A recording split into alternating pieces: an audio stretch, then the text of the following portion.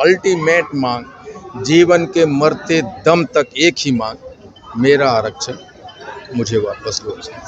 पटना हिलाने की विचार नहीं, सरकार को हिला देने की विचार। ठाकुर थम्पान पूरा बिहार घूमता हुआ जब मैं आज सिटी पहुंचा हूं, तो मैं दुगनी ताकत से और मेरा मनोबल बढ़ा है कि हमारे बगल में रहने वाले लोग अब हमारे साथ खड़ा है और इस आंदोलन का पिलर बनने के लिए खड़े। आरक्षण वापसी का वोट, जिधर से आरक्षण मिलेगा उधर ही वोट जाएगा। हम लोगों की एकदम डे वन से कर, हम किसी का गुलाम नहीं, लेकिन बेमोल बिक जाएंगे जिस दिन आरक्षण दे दोगे। हमारे लोगों को अपने साथ बिठाना चालू करोगे, लेकिन जिस दिन अपने समाज के लोगों को नेता बना दूंगा, उस दिन मुझे मोक्ष प्राप्ति होगी और अंतिम खुशी उसी दिन मिलेगा।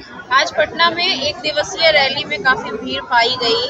क्या लग रहा है कि 13 तारीख को जो होने वाला है, मतलब पटना हिलाने का विचार है? पटना हिलाने की विचार नहीं, सरकार को हिला देने की विचार है। मैं तो अपने लोगों से निश्चित रूप से अनुरोध करूंगा कि हम ये भरसक कोशिश करें कि पटना के लोगों को हमारे भीड़ से कम से कम वो सुविधा हो, लेकिन उनसे भी हम माफ़ी मांगें कि अगर हमारे आंदोलन के वजह से थोड़ा अगर कहीं असुविधा होती तो हमें माफ़ कीजिएगा। लेकिन हम अपने बदलाव की और अपने बच्चों की लड़ाई लड़ रहे हैं और आपसे ये अपेक्षा है कि आप भी इस आंदोलन का सहयोगी बनेंगे। इस भीड़ को देख के क्या लगा? पटना में भी आपके इतने सारे लोग।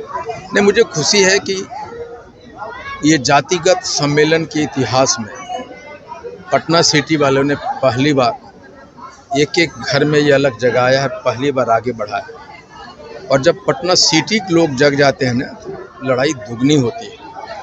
छोटे छोटे बच्चे भी आंदोलन में भाग लेते हुए नजर आ रहे हैं। उनको पता है, उनके सामने में उसकी बहन की नौकरियां गई, उसके सामने में उन्होंने देखा है कि जिस आदमी को सत्ता पे बिठाया वो किस तरह से उसके माँ बाप को दरकिनार किया। भले वो बोल नहीं पाते, आज जो बच्चा झंडा फहरा रहा हो सकता नहीं बोल रहा है, लेकिन वो झंडा जिस गति से फहरा रहा था लगातार, ये बताता है उसके सीने में कौन सी आग जल रही है।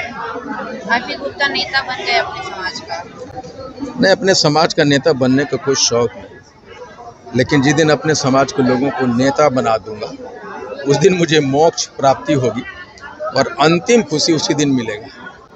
आपने कहा कि जो ताती तकमा का वोट है वो ना जेडीयू का है, ना आरजेडी का है, ना बीजेपी का है, ना कांग्रेस का, तो किसका होगा वो? आरक्षण वापसी का वोट, जिधर से आरक्षण मिलेगा उधर ही वोट जाएगा। हम लोगों की एकदम डे वन से कर, हम किसी का गुलाम नहीं, लेकिन बेमोल बिक जाएंगे जिस दिन आरक्षण दे दोगे। हमारे लोगों को अपने साथ बिठाना चालू करोगे, वहाँ सारी बैरियर, सारी चीज़ें खत्म। अल्टीमेट मांग, जीवन के मरते दम तक एक ही मांग, मेरा आरक्षण मुझे वापस लो। पिछली बार प्रेस कॉन्फ्रेंस में आपने एक ऐलान किया था कि सभी लोग पार्टी से इस्तीफा देंगे, कब दे रहे हैं? एक्चुअली कल जगजीवन राम में एक आयोजित समारोह की हम सामूहिक रूप से सभी दल वाले एक साथ इस्तीफा देंगे। मेरा ये मानना था कि पटना के सारे लोग बैठेंगे, इस्तीफा दे देंगे, सहमति थी इस बात को।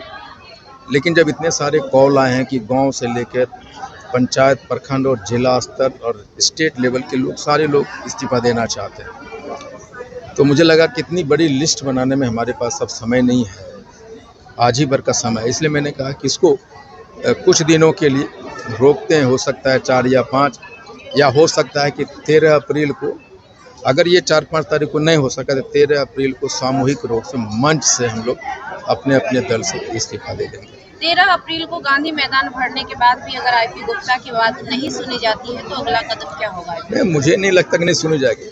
ये जो एमएलए सब पागल हो गया विधानसभा में, हम तो अभी गांधी मैदान का मार्च भी नहीं किया है, और मैं जिस दिन ये आंदोलन चालू किया उस दिन से मुझे थोड़ा भी तनिक डाउट नहीं, मुझे आरक्षण नहीं मिलेगा।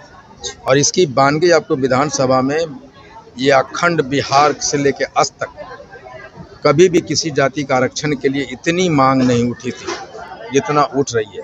वो सिर्फ एक दिन का मार्चिंग का असर है, और आने वाले दिनों में मुझे मालूम है कि हमारा आरक्षण मेरे घर पे चल कर आएगा।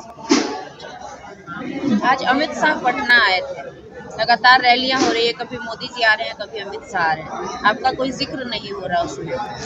देखिए, जो आदमी बरसों से गुलाम बना के रखा है हमें, वो इतना आसानी से हमें हमारी बात को मान लेगा, ये गलतफहमी मैं कभी नहीं पाला।